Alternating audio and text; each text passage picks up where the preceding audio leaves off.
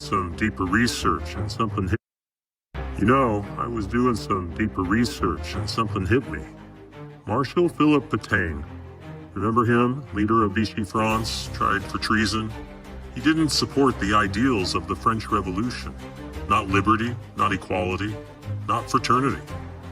No, he believed society needed a strong central authority, obedience over freedom, order over sovereignty. And I couldn't help but see the parallel with what's happening today. The idea of the New World Order, maybe you've heard of it. George H.W. Bush actually introduced it to America in a speech. Most people didn't realize it at the time, but it was the antithesis of the Declaration of Independence. 1776 said, "We the people are in charge." The New World Order says elite institutions decide what's best. Bush dressed it up, said it would make the world safer. But it's the same mindset as Pétain, a distrust of people, a belief that we must be ruled. And that belief has quietly dominated our leadership. Clinton, Bush, Obama, Biden, all of them pushed this globalist framework, left and right, same ideology. It's not American. Now, there were exceptions. John F. Kennedy, Ronald Reagan, Donald Trump, all three opposed the globalist agenda. All three shot. Coincidence? Maybe. Maybe not. But what's happening now with Obama is something else. He's been accused by the current director of national intelligence, not some fringe figure, of using intelligence agencies to undermine a sitting president. Why would somebody go that far? Because Donald Trump threatens their system. He believes in sovereignty. He believes every country should have self-rule, as long as they don't impose on others. That's liberty. That's 1776. That's the spirit of the French Revolution. And that's why they fear him. Obama, Bush, Clinton, they believe in control. Trump believes in the people. And that's what this is all about. My friends, we are all anonymous. And everything, and I mean everything, comes down to this question. Do you want to be ruled, or do you want to be free? Create a new world order. We've got to give them a stake in creating the kind of world order that I think all of us would like to see. We needed a new world order. That is why America will always choose independence and cooperation over global governance, control, and domination. Said, you know, my father always used to tell me, I had a wonderful father, very smart, and he used to say, son, when you walk into a restaurant and you see a dirty front door, don't go in, because if the front door is dirty, the kitchen's dirty also. Same thing with the Capitol. If our Capitol's dirty, our whole country is dirty, and they don't respect us. So it's a very good question, actually. 1,500 kilograms of fentanyl is enough to kill 115 million Americans. 115 million Americans. Cops are getting after it. The FBI has arrested 19,000 people this year alone. Thanks to President Trump's administrations, that's double than where we were this time last year. And we have also arrested 1,600 people who have committed violent acts against children. 270 of them are human traffickers of children. Mr. President, this is what happens when you have great leadership at the Attorney General with Pam Bondi, your administration's priority of protecting the homeland and protecting American citizens and protecting our children, and the murder rates are plummeting.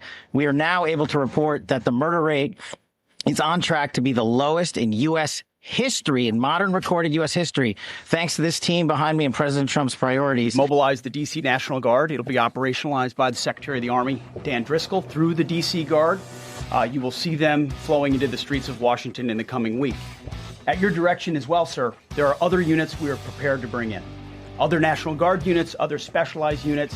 They will be strong, they will be tough, and they will stand with their law enforcement partners. This is nothing new for DOD. As the President noted, at the border.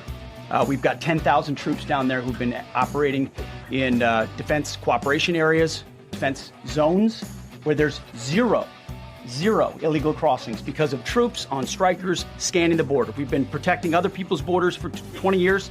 It's about time we protect our own. And we're working with ICE and CBP. In Los Angeles, we did the same thing. Working with the California National Guard, working with ICE officers. ICE officers deserve to do their job and not be attacked. We will work alongside all DC police and federal law enforcement to ensure this city is safe, this city is beautiful, and as I always say about President Trump to the troops, he has their back. And my message to the National Guard and federal law enforcement in Washington is, we have your back as well. Be tough, be strong, we're right behind you.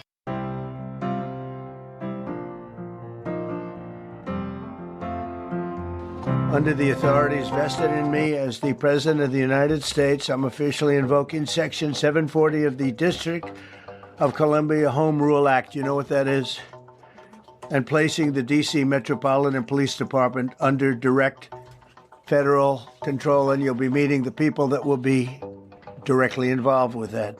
And you people are victims of it, too. You know, you're reporters, and I understand a lot of you tend to be on the liberal side, but you don't want to get... You don't want to get mugged and raped and shot and killed. And you all know people and friends of yours that happened. Looking out at a packed press room, he said, "Most of you here know somebody who's been mugged or killed. It's that bad." And they nodded because it's true. Today, Trump declared a state of emergency in Washington, D.C., announced the federalization of the Metropolitan Police Department, and ordered the National Guard onto the streets within 48 hours. The control period is set for 30 days, but can be renewed again and again until the mission is complete.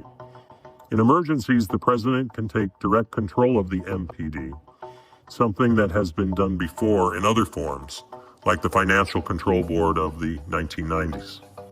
Adding fuel to the fire, a DC police commander has been placed on leave amid allegations that violent crime figures were deliberately downplayed. Supervisors allegedly instructed staff to underreport serious offenses. That means the opposition's argument against Trump's move isn't grounded in reality. It's built on manipulated numbers. And nonetheless, even if you take their numbers at face value, DC remains one of the most dangerous cities in America. That's the truth, and it's embarrassing. And here's the example. House Democrat leader Hakeem Jeffries tweeted, "Violent crime in Washington, D.C. is at a 30-year low.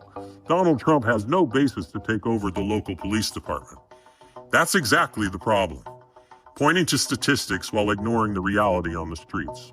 They would rather reflexively oppose Trump, even at the expense of public safety. And that, in my opinion, is another reason why they are sitting at the lowest approval percentage in history. Trump calls D.C. a test case. If the strategy works here, it could be the template for other cities where violent crime is out of control and local leadership has failed. My friends, we are all anonymous, and in a city where the numbers lie, the truth will walk the streets again. Oh, it's just amazing to see all this play out right now, my friends. It really is. A lot of us anons, people that have been researching the Q and all that for many years, we're stoked.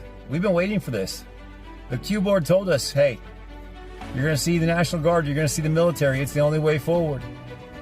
Well, it's happening. It's funny because the Democrats in the left, they're so mad right now that DC's federalized. Like they're freaking out. Trump's going to start a cil war. Trump's going to start all this stuff. Well, what happened in 2020? I could have sworn that was in 2020 when the fake Biden resident was in. Didn't the National Guard and everybody come out and put fences around the Capitol? Oh yeah. I guess it's different if it's them, but guys, it's just amazing to watch this movie play out. The script, how fast it all goes. Watch. What's crazy to me is we have not heard anything about really DC being so crime-ridden.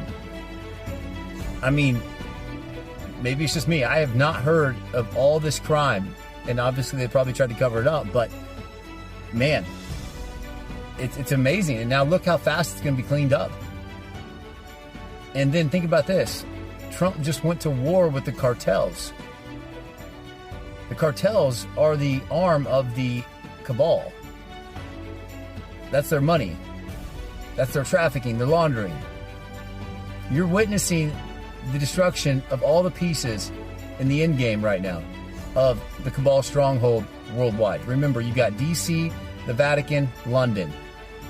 None of them represent their territory, where they're at least. DC is no longer a part of America, the District of Columbia. The Vatican, that's funny, we remember all the exposure with the Pope and everything that just came out this year. Then you got London over there. Remember when Trump went around with the Queen and all the capitulation? It's happening. And now we got Trump meeting with Russia, Putin, possibly Zelensky now, right? I wonder what they're going to do. I bet you they're going to end the war, the fake war that was happening over there.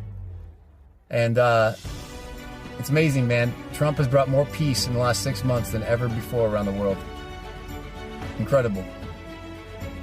But most importantly, you've been shown the slave system. You've been shown the horrific people that have been controlling us in this world. And you've been shown the truth. And you better bet your ass you're going to see arrest. You're going to see justice. It's coming, my friends. Buckle up. Enjoy the show. Well, guys, it's B-Rob, and we were ridiculed for years and years and years for saying the same thing. We knew the truth, we posted the truth, and we got banned for the truth, and God knows, and God wins. There's always dark to light. The future always proves the past. Nothing can stop what is coming. And where we go one, we go all, my friends. It's biblical. Been saying it since 2018. I love you guys. God bless.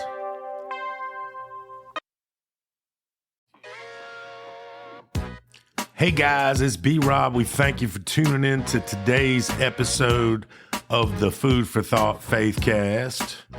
The Food for Thought Faithcast is brought to you by B-Rob for Christ Ministries. If you'd like us to pray for you, click the link below. If you'd like to donate, click the link below. We love you. God bless. And have a blessed day.